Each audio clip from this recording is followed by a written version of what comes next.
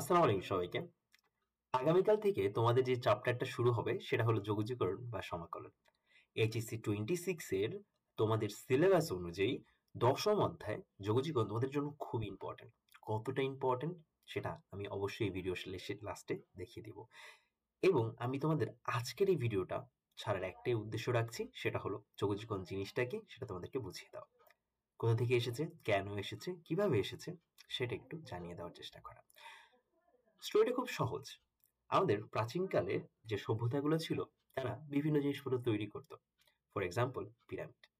পিরামিডের ভলিউম মানে আসলে আয়তন কতটুকু, ক্ষেত্রফল কতটুকু, কোন একটা জমির ক্ষেত্রফল কতটুকু, যে সমস্ত জমি আসলে আমাদের চতুর্ভুজ আকৃতির না, ত্রিভুজ আকৃতির না, বা এরকম জমি যেগুলোর আসলে আমাদের হিসেব করতে কষ্ট হয়, সেগুলোর ক্ষেত্রে মানে নর্মাল হিসেব করতে কষ্ট হয়, সেগুলোর ক্ষেত্রে আমাদের মূলত প্রাচীনকাল থেকেই যোগজীকরণ ব্যবহার হয়ে এসেছে। শুনে অবাক হবে যে আমাদের অন্তরীকরণের ধারণার আগেই যোগজীকরণের ধারণা কিন্তু প্রবর্তন হয়েছিল। এখন প্রশ্ন হলো এই ধারণাটা কি, যোগজীকরণ জিনিসটা কি? তোমাদেরকে যদি একদম খুব সহজে বলি, ধরো তোমার কাছে একটা ফাংশনের গ্রাফ আছে অ্যান্ড তুমি জানতে চাচ্ছ এই আমাদের গ্রাফের নিচের যে অংশটুকু আছে তার ক্ষেত্রফল কত। তুমি যদি ক্ষেত্রফল নির্ণয় করতে যাও, তুমি সবচেয়ে সহজে কোন ক্ষেত্রফলটা নির্ণয় করতে পারো? হ্যাঁ, তুমি আমাকে বলবে ভাইয়া আয়তক্ষেত্রের ক্ষেত্রফল নির্ণয় করা খুবই সহজ। সো আমরা একটা কাজ করব, এই যে গ্রাফের নিচে যে অংশটুকু আছে না, এটা নির্ণয় করার জন্য আমরা কি করব, কিছু আয়তক্ষেত্র ব্যবহার করব। আয়তক্ষেত্রের ক্ষেত্রফল নির্ণয় করা তো সহজ, উচ্চতা গুণন প্রস্থ। সো আমরা ধরলাম আমাদের উচ্চতা গুণন প্রস্থ, বিভিন্ন আকৃতির উচ্চতা এবং নির্দিষ্ট প্রস্থের আমাদের কিছু আয়তক্ষেত্র আঁকলাম। দেখলাম বেশ কিছুটা ক্ষেত্রফল আমাদের এখানে দখলে এসেছে, বেশ কিছু ক্ষেত্রফল আমরা হিসাব করতে আসছি, কিন্তু আমরা সমস্ত ক্ষেত্রফলটা হিসাব করতে পারিনি কিন্তু এখনো। যদি করতে হয় আমরা বুঝতেই পারছি, আমরা যত বেশি আয়তক্ষেত্র বাড়াবো তত বেশি ক্ষেত্রফলটা আচ্ছাদিত হবে বা ক্ষেত্রফলটা তত বেশি নিখুঁতভাবে নির্ণয় করা হবে। আমরা এখন একটা অ্যাপ্রক্সিমেট মান পাইছি ক্ষেত্রফলের, কিন্তু সম্পূর্ণ মানটা কিন্তু পাইনি। তার মানে আমরা যদি একটা কাজ করি, প্রস্থটা ছোট করে নিয়ে আসি। কত ছোট? আমরা প্রস্থটা ডেল্টা এক্স পরিমাণ ছোট করে নিয়ে আসি। যদি ছোট করে নিয়ে আসি তাহলে আমরা অনেকগুলো এরকম আয়তক্ষেত্র আঁকতে পারবো ঠিক এই ক্ষেত্রফলের মধ্যে। কয়টা ক্ষেত্রফল আঁকতে পারবো? আমরা ধরলাম একটা নির্দিষ্ট সংখ্যক আয়তক্ষেত্র আঁকতে পারবো। এই ধরো একটা নির্দিষ্ট সংখ্যক আয়তক্ষেত্র আঁকতে পারলাম। এখন দেখো ক্ষেত্রফলটা কিন্তু অনেকটাই নেওয়া হয়ে গিয়েছে, কিন্তু খেয়াল করো এখন কিন্তু কিছু ফাঁকা জায়গা আছে। তার মানে কি আমাদের প্রস্থ যদি আরো ছোট করি তাহলে কিন্তু আমাদের আরো বেশ কিছু আয়তক্ষেত্র আঁকা যাবে। আর যত বেশি ক্ষেত্রফল তত নিখুঁতভাবে নির্ণয় করা যাবে। আমরা ধরলাম এবার ওই ক্ষেত্রফল নির্ণয় করার জন্য আমাদের উচ্চতা যেটা ছিল আসলে পরিবর্তনশীল এফ এক্স, হ্যাঁ, এবং আমাদের ডেল্টা এক্স কে আমরা এবার ডিএক্স এ পরিণত করি। কিসে? ডিএক্স এ পরিণত করি। যদি করি তাহলে আমাদের দেখো আমাদের আয়তক্ষেত্র পরিমাণ আরো বাড়াতে পারবো, এবং বাড়াতে একসময় অসংখ্য আয়তক্ষেত্র নিয়ে আমরা আসলে সম্পূর্ণ ক্ষেত্রফল নির্ণয় করে ফেলবো। সো এইভাবেই আমরা একটা গ্রাফের নিচে ক্ষেত্রফলটা নির্ণয় করে থাকি। সো এরকমই ক্ষেত্রফলটা নির্ণয় করার জন্য যে পদ্ধতিটা ইউজ করলাম সেটা একটু তোমাদেরকে বুঝিয়ে দিচ্ছি। প্রথমে আমি তোমাকে বলি যে একটা আয়তক্ষেত্রের প্রস্থ যদি ডেল্টা এক্স হয় এবং এর দৈর্ঘ্য যদি আমরা এফ এক্স একটা ফাংশন দিয়ে প্রকাশ করি, বা দৈর্ঘ্য বা উচ্চতা যাই বলো না কেন প্রকাশ করি, তাহলে আমাদের ক্ষেত্রফল কিন্তু এসে পড়ে F x into delta x. তাহলে আমাদের এখানে যতগুলো আয়তক্ষেত্র ব্যবহৃত হয়েছিল, হ্যাঁ, সবগুলো আয়তক্ষেত্রের ক্ষেত্রফলের সমষ্টিকে আমাদের লিখতে পারি summation of F x into delta x, মানে সবগুলো আয়তক্ষেত্রের ক্ষেত্রফলের সমষ্টি নিয়ে আমাদের এই গ্রাফের নিচে যে ক্ষেত্রফল সেটা এসেছিল। এখন আমরা কি করছিলাম, এরপরে অনেকগুলা আমরা আয়তক্ষেত্র বাড়িয়ে দিয়েছিলাম। কিভাবে? প্রস্থ কমিয়ে। প্রস্থ কত ছিল আমাদের? ডেল্টা এক্স কমিয়ে সেটাকে ডিএক্স করে ফেলছিলাম, এবং এফ এক্স তো এফ এক্স এর মতোই, কিন্তু হ্যাঁ ডিএক্স যখন করলাম তখন কি অসংখ্য আমাদের আয়তক্ষেত্রের প্রস্থ এসে পড়লো না, বা অসংখ্য আয়তক্ষেত্র আমরা হিসাব করতে পারলাম না এখানে। যখন অসংখ্য আয়তক্ষেত্রের কথা বলবো, মানে ইনফিনিটি সংখ্যক আয়তক্ষেত্রের কথা বলতেছি আমরা, বা অগণিত আয়তক্ষেত্রের কথা বলছি, তখন আমাদের এখানে আমাদের সামেশন আর কাজ করে না। সামেশন ততক্ষণ পর্যন্ত কাজ করে যতক্ষণ আমরা কতগুলো যোগ করছি সেটা আসলে বলতে পারবো। কিন্তু একটা নির্দিষ্ট রেঞ্জের মধ্যে অসংখ্য পরিমাণ যদি আমরা কিছু যোগ করতে চাই বা অ্যাড করতে চাই বা একত্রিত করতে চাই, তখন আমরা সামেশনের বদলে আমরা ইন্টিগ্রাল সাইন বিহেভ করি বা ইন্টিগ্রাল সাইন ব্যবহার করি। কিভাবে ভাইয়া? নির্দিষ্ট লিমিটের আন্ডারে। দেখো ভাইয়া, আমরা যদি বলি এ থেকে বি পর্যন্ত যে গ্রাফের যে অংশটুকু আছে তার নিচের ক্ষেত্রফলটা নির্ণয় করতে চাই, তখন আমাদের দেখো আমাদের integration sign A to B and আমাদের এফ এক্স, তো এফ এক্স এর মতোই আছে, কিন্তু আমাদের প্রস্থ কত? ডিএক্স হয়ে গিয়েছে। মানে এখন যে আয়তক্ষেত্রগুলো আছে সবগুলোর প্রস্থ কি? ডিএক্স। সো যতগুলো আয়তক্ষেত্র আমাদের গঠিত হয়েছে এ থেকে বি পর্যন্ত সবগুলো আয়তক্ষেত্র নিয়ে যে ক্ষেত্রফল, সেটাই আসলে মূলত আমাদের গ্রাফের যে বক্ররেখাটি আছে তার নিজের ক্ষেত্রফলের সমান। সো এইভাবেই আমরা জাস্ট ক্ষেত্রফল নির্ণয় করার জন্যই, হ্যাঁ, মূলত মানে শুধুমাত্র ক্ষেত্রফল নির্ণয় করার জন্যই মূলত কিসে ব্যবহার করা শুরু করেছিলাম? আসলে ইন্টিগ্রেশন ব্যবহার করা শুরু করেছিলাম। সো আশা করি একটুকু বুঝতে পারছো যে ইন্টিগ্রেশন কিভাবে আসে, মানে বা আমরা ইন্টিগ্রেশন ব্যবহার কখন করি। যখন আসলে মূলত সামেশন দিয়ে আমাদের কাজ হয় না, তখন আমরা মূলত ইন্টিগ্রেশন আবির্ভাব ঘটাই।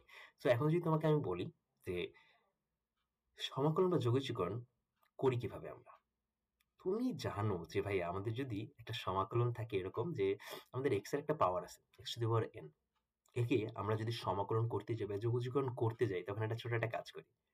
ঠিক ডিফারেন্সিয়েশনে যদি উল্টা করি তাহলে আমরা কি করতে পারবো, x এর পাওয়ার যা আছে সেটা কি করবো, সেটার সাথে 1 যোগ করবো এবং যা পেলাম সেটাকে আবার নিচ দিয়ে ভাগ করে দেবো। কিভাবে করলাম আমরা?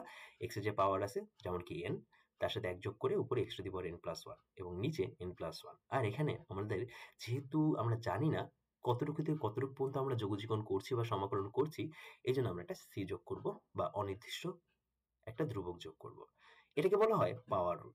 পাওয়ার রুলই মূলত যোগজীকরণ এবং অন্তরীকরণকে আসলে সিমিলারিটির মধ্যে নিয়ে আসে, যেটা অনেকদিন পরে আমাদের লেবনিজ অ্যান্ড নিউটন একসাথে ইন্ডিপেন্ডেন্টলি রিয়েলাইজ করছিল যে কতটা সম্পর্ক আছে যোগজীকরণ এবং অন্তরীকরণের মধ্যে। সো লেবনিজের কথা বলছিলাম। লেবনিজ আসলে এই পাওয়ার রুলটাকে একটু ব্যাখ্যা করছে। সে ব্যাখ্যা করার আগে সে এইভাবে বলেছিল যে আমরা ধরলাম 0 থেকে x পর্যন্ত একটা জায়গা আছে, সেই এরিয়ার একটা নির্দিষ্ট এরিয়া আছে। সো একটা নির্দিষ্ট এরিয়ার যা হলো 0 থেকে x পর্যন্ত এবং আমাদের ওখানে x এর পাওয়ার হলো n। এখন আমরা এই n এর জন্য আমরা একটু আগে দেখেছি পাওয়ার রুল কিভাবে কাজ করে। এখন দেখি পাওয়ার রুলটা আসে কিভাবে সেটা একটু দেখতে। তার মানে n এর জায়গায় n দেওয়া যাবে না, বরং আমরা একটা ছোট্ট একটা কাজ করি। হাম্বল যেহেতু আমরা সবাই, আমরা n এর মান 0 থেকে শুরু করি। যদি 0 থেকে শুরু করা লাগে তার মানে x টু দি পাওয়ার 0। এখন তোমাকে যদি আমি বলি যে x টু দি পাওয়ার 0 মানে কি? 1 না? তার মানে একটা ধ্রুবক এসে পড়ে। রাইট? x টু দি পাওয়ার 0 মানে তো অবশ্যই 1। তার মানে একটা ধ্রুবকের আমরা ইন্টিগ্রেট করতেছি কোথা থেকে কোন পর্যন্ত ভাইয়া? 0 থেকে x এর মধ্যে। সো 0 থেকে x এর মধ্যে আসলে আমাদের একটা ক্ষেত্রফল বের করতে হবে যখন আমাদের x এর মান 1। সো যদি আমি তোমাকে বলি তাহলে আসলে আমাদের এখানে এক্ষেত্রে লেখাচিত্রটা দেখতে কেমন হয়? তুমি জানো লেখাচিত্রটা দেখতে এরকম হয়। মূলত 1 মানে কি ওটা y এর মানই হয়ে যায়, তাই না? y is equal to 1 যখন বলবো আমরা, এই ধরনের একটা মান আসে। সো আমরা 0 থেকে x পর্যন্ত করলে x অক্ষ বরাবর আমরা x পরিমাণ জায়গা অতিক্রম করি এবং y অক্ষ বরাবর আমরা y পরিমাণ জায়গা অতিক্রম করি।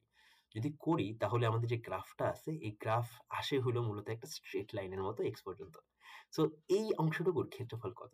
তুমি জানো অংশটুকু কি করছে? একটা আয়তক্ষেত্র ক্রিয়েট করছে। একটা আয়তক্ষেত্রের মধ্যে ক্ষেত্রফলের সূত্র কি? তুমি খুব সহজেই আমাকে বলবা, সূত্র হলো উচ্চতা ইনটু প্রস্থ। আমাদের প্রস্থ হলো আমরা x আর উচ্চতা কত আমাদের 1। তাহলে আমাদের ক্ষেত্রফলটা কত এসে পড়ে? 1x না?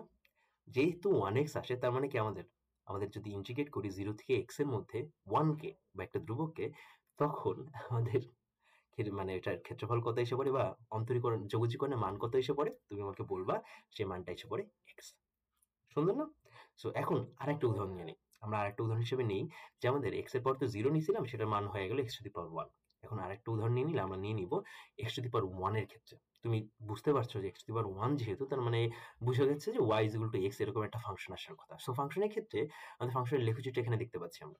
y is equal to x এর ক্ষেত্রে আমরা জানি এটা মূলবিন্দুগামী একটা সরলরেখা সমীকরণের মতো। ঠিক আছে? যার ঢাল মূলত কত আমাদের 1। 1 মানে কি? tan 45 degree. তুমি তো জানো, বুঝতে পারছো আসলে লেখাচিত্রটা কেমন আসছে। সো এখন খেয়াল করো, x পর্যন্ত 0 থেকে x পর্যন্ত হইলো আমাদের x অক্ষ বরাবর মান এবং y অক্ষ বরাবর মান কত আমাদের? y অক্ষ বরাবর মান হইলো ওই x এই। তুমি দেখতে পাচ্ছ y অক্ষ বরাবর মানও সেই x এই। তার মানে এখন যদি এটা একটা ত্রিভুজ আইসা পড়ে, আমরা যদি হিসাব করি একটা ত্রিভুজ, একটা ত্রিভুজের ক্ষেত্রফলের সূত্র কি জানো আমাদের? হাফ ইনটু উচ্চতা গুণন ভূমি। এখন আমাকে এখানে উচ্চতা কত আমাদের? x এবং আমাদের ভূমিও কত আমাদের? x। যেহেতু উচ্চতাও x, ভূমিও x, তার মানে তোমাকে এখন যদি আমি খুব সুন্দরভাবে বলি তাহলে ক্ষেত্রফলের সূত্রটা কি? হাফ ইনটু উচ্চতা গুণন ভূমি। তার মানে কি? কি এসে পড়ে? Half into x into x। x into x কত হয়ে যায়? x square.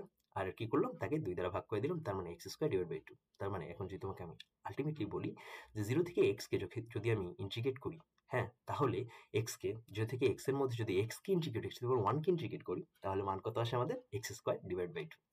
সো আমরা একটা প্যাটার্ন দেখতে পারি। কি ধরনের প্যাটার্ন ভাইয়া? কি ধরনের প্যাটার্নের কথা আপনি বলতেছেন? দেখো প্যাটার্নটা হলো এরকম। আমরা যদি x কে ইন্টিগ্রেট করি, x টু দি পাওয়ার 0 কে যখন ইন্টিগ্রেট করি আমাদের মান আসে x টু দি পাওয়ার 1। মনে মনে ধরি নিচে 1 আছে, x to the power 1 divide by 1 এরকম একটা ব্যাপার আছে। আবার যদি আমরা x 0 থেকে x এর মধ্যে x1 কে ইন্টিগ্রেট করি x স্কোয়ার ডিভাইড বাই 2 আসে। সো এখন যদি আমি 3 বলি, 3 কথা বলি, x টু দি পাওয়ার মানে এখানে আমাদের x টু দি পাওয়ার 2 কে আমরা ইন্টিগ্রেট করতে যাচ্ছি, তখন তুমি দেখবে আলটিমেটলি আমাদের x এর power x to the power 3 divide by 3 এরকম একটা মান আসছে, পাওয়ার না তো মান আসছে। সো দেখো আমরা x টু দি পাওয়ার 3 কে করলে এরকম একটা মান আসছে। সো এরকম ভাবে আমি বলতে পারি আলটিমেটলি যে ওই যে আমরা বলেছিলাম না 0 থেকে x এর মধ্যে যদি x to the power n কে ইন্টিগ্রেট করি আমরা, মান কত আসার কথা? মান আসবে হলো x to the power n plus 1 divided by n plus 1। হ্যাঁ, কেন প্লাস 3 হলো না ভাই? এই ক্ষেত্রে তো দেখো ভাই আমরা লিমিট দিয়ে দিছি। লিমিটের আলোচনা ক্লাসে ইনশাআল্লাহ খুব সুন্দরভাবে করা হবে। হেই, শনিবার 6:30টায় কিন্তু আমাদের ক্লাস। অবশ্যই কিন্তু ক্লাসে চলে আসবে। এরপরে তোমাকে যদি আমি বলি যে ভাইয়া আমরা এতক্ষণ তো একটা সিঙ্গেল পদকে ইন্টিগ্রেট করলাম অনেকক্ষণ ধরে। এখন এই ইন্টিগ্রেশন হিসেবটা একটা পলিনোমিয়াল দিয়ে দেখি। এখানে 4x² প্লাস 3x প্লাস 7 একটা পলিনোমিয়াল দেখতে পাচ্ছ। একটা পলিনোমিয়ালকে যখন আমরা ইন্টিগ্রেট করতে যাই, মনে রাখবা আমাদের ইন্টিগ্রেশন কিন্তু একটা লিনিয়ার অপারেশন। যেহেতু এটা লিনিয়ার অপারেশন, তুমি বুঝতে পারছো প্রত্যেকটা পদকে আমরা আলাদা আলাদা করে ইন্টিগ্রেট করতে পারি। যেহেতু আলাদা আলাদা করে ইন্টিগ্রেট করতে পারি, তার মানে কি আমরা এখানে আমাদের 4x² কে একটা আলাদাভাবে ইন্টিগ্রেট করতে পারবো, 3x কে আলাদাভাবে ইন্টিগ্রেট করতে পারবো, 7 কে আলাদাভাবে ইন্টিগ্রেট করতে পারবো। এখন ভাইয়া ইন্টিগ্রেশন মানে কি আমি ধরছিলাম ক্ষেত্রফল নির্ণয়, তাই না? এখন তোমাকে বুঝতে হবে এখানে যা কিছু আছে প্রত্যেকটা পদই আলাদা আলাদা করে একটা নির্দিষ্ট আয়তক্ষেত্র বোঝাচ্ছে। দেখো ভাইয়া 4x² একটা আয়তক্ষেত্র বোঝাচ্ছে, 3x একটা আয়তক্ষেত্র বোঝাচ্ছে এবং 7 একটা আয়তক্ষেত্র নিজে গিয়ে বোঝাচ্ছে। এখন এগুলোকে যদি আমি প্রত্যেকটা ইন্টিগ্রেট করি তাহলে কি হবে? যদি ইন্টিগ্রেট করি তাহলে এই যে আয়তক্ষেত্রগুলো আছে না সবগুলো একসাথে জুড়ে যাবে এবং জুড়ে যাওয়ার পরে যে আয়তক্ষেত্রটা আসার কথা, আমাদের যে ফাইনাল আয়তক্ষেত্রটা আসার কথা সেটা চলে আসবে। আর তখনই আমরা কি ক্ষেত্রফলটা নির্ণয় করতে পারবো। মানে কি 4x² কে ইন্টিগ্রেট করলে কি হবে ভাইয়া? আমাদের 4x² কে 3x কে আমি 7 কে যদি ইন্টিগ্রেট করি আলাদা আলাদা করে 4x² কে ইন্টিগ্রেট করলে আমাদের আসবে 4x³ ডিভাইড বাই 3 মানে কি 4/3x² এরকম কিছু একটা পাবো। 3x কে যখন ইন্টিগ্রেট করবো আমরা পাবো হলো 3x² ডিভাইড বাই 2 আর 7x কে ইন্টিগ্রেট করলে 7x। ওকে, সো করলে আমাদের মূলত যে আয়তক্ষেত্রটা পাবো সেই আয়তক্ষেত্রটা অনেকটা হয়ে যায় এরকম না, এরকম একটা সুন্দর একটা আয়তক্ষেত্র পেয়ে যাবো। আর এবং মানটা আমরা কি পেয়ে যাবো আসলে? মানটা হলো এরকম 4x³ divide by 3, 3x² divide by 2 plus 7x। And এটার সাথে আরেকটা জিনিস অ্যাড করতে আমরা ভুলবো না, কখনোই ভুলবো না। এটা দেখবা অনেক সময় ক্লাস নেয় আমিও হয়তো ভুলে গেছি। সেটা হলো একটা সি যোগ করা। সি কি একটা অনির্দিষ্ট ধ্রুবক। এখন কেন এই সি যোগ করা লাগবে? এটা একটা মিস্ট্রি, তাই না? এখন এই সি যোগ করার ডিসপিউটই আসছে বা এই সি নিয়ে আলোচনাটি আসে যোগজীকরণ এবং অন্তরীকরণ সম্পর্ক থেকে। বলা হয় যোগজীকরণ অন্তরীকরণের বিপরীত এবং অন্তরীকরণ যোগজীকরণের বিপরীত। একটা অ্যান্টিপার্টি বলতে গেলে, ঠিক আছে? সো আমি যদি তোমাকে সুন্দরভাবে বলি যে তুমি যদি মেইন আমাদের পাওয়ার সূত্রটা দেখো, যেটা আমরা বলেছিলাম পাওয়ার সূত্র বা পাওয়ার ল। সো ওখানে একটু খেয়াল করো ddx অফ n কে আমরা যদি actually x to the power n কে যদি ডিফারেন্সিয়েট করি আমাদের মান আসে n x to the power n minus 1, এটাকে পাওয়ার ল। এবং একই রকম ভাবে x to the power n কে ইন্টিগ্রেট করলে আমাদের x to the power n plus 1 divide by n plus 1 plus c এরকম একটা জিনিস হিসেবে করে দুটোই কিন্তু আমি পাশাপাশি দেখাইলাম। এখন তোমাকে এখান থেকে যদি খুব সুন্দরভাবে বলি যে দেখো যোগজীকরণের ক্ষেত্রে একটা সি পাচ্ছ কিন্তু অন্তরীকরণের ক্ষেত্রে কোনো সি পাচ্ছ না। কেন পাচ্ছ না? তুমি জানো আমরা যখন একটা ধ্রুবককে ডিফারেন্সিয়েট করি মান আসে কত? 0। এবং তুমি এটা জেনে খুশি হবে যে অন্তরীকরণের ক্ষেত্রে আমরা একটা ধ্রুবককে যদি ইন্টিগ্রেট করি বা 0 কে ইন্টিগ্রেট করি তখন একটা ধ্রুবক আসে। 0 কে ইন্টিগ্রেট করলে একটা ধ্রুবক আসে। এখন আমরা তো জানি না কোনটাকে তুমি ইন্টিগ্রেট করে আসলে মানে ডিফারেন্সিয়েট করে তুমি 0 বানাইছো। আমি অ্যাকচুয়ালি তুমি কি 5 কে 0 বানাইছো, 6 কে 0 বানাইছো নাকি 8 কে 0 বানাইছো? তোমার কাছে ধ্রুবক তো ধ্রুবকই যখন তুমি ডিফারেন্সিয়েট করতে যাচ্ছ। ঠিক আছে? কিন্তু যখন ইন্টিগ্রেট করতে যাচ্ছি তখন তো আমাদের এক্স্যাক্টলি ধ্রুবকটা লাগবে। এখন আমরা যদি না জানি কি করব? ওই যে বলে না যে না জানি তাহলে কি করব? যেটা আসলে আমাদের বীজগণিতিক ধর্ম। আমরা যদি কিছু না জানি তখন কি করতাম? একটা সিম্বল বসিয়ে দিতাম। এরকমই একটা কনস্ট্যান্টের যে সিম্বল সেটা হলো সি, আমরা এখানে বসিয়ে দিই। ওকে, সো এখন একটা উদাহরণ দিয়ে এখানে বলতেছি। এখন দেখো এখানে কি আছে? x² minus 3x plus 5। এটা একটা আমাদের যে কোনো একটা ফাংশন ধরো। হ্যাঁ, আমি যদি y এর সাপেক্ষে ডিফারেন্সিয়েট করি তখন মান আসে অনেকটা এরকম যে dy dx is equal to 2x minus 3। Okay, so এটা একটু মাথায় রেখো। এখন যদি একটু পরে আমরা যদি আরেকবার করি y is equal to x² minus 3x, আমরা প্লাস 5 কে ধরলামই না। এখন খেয়াল করো, এখন যদি আমি ইন্টিগ্রেট করতে যাই তাহলে আমি তো জানি না এখানে প্লাস 5 ছিল নাকি কি ছিল না। আমি তো জানি না, আমার কিছু জানা নেই। ঠিক আছে, এটার সাথে আগে প্লাস 5 ছিল কি ছিল না এটা তো আমি জানি না। যেহেতু আমি জানি না তো আমি ইন্টিগ্রেট করে আমি প্লাস 5 কে হয়তো বা ফিরে আনতে পারবো না। কিন্তু হ্যাঁ, সেই প্লাস 5 এর সাথে অবশ্যই প্লাস 5 এর কাছে অবশ্যই একটা সি নামক একটা কনস্ট্যান্ট ফিরে নিয়ে আসতে পারবো। কারণ কি ভাইয়া তুমি জানো ইন্টিগ্রেশন ডিফারেন্ট মানে বিপরীত হলো কি ডিফারেন্সিয়েশন।